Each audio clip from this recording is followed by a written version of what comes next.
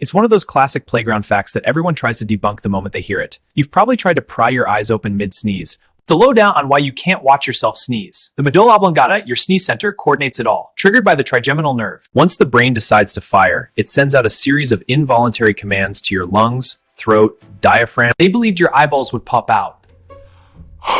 Spoiler alert, they won't.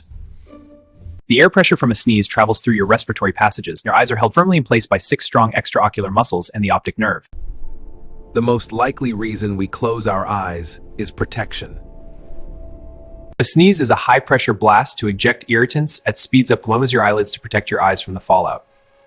Can it be done? Believe it or not, it is possible for some people to keep their eyes open. There is no real benefit.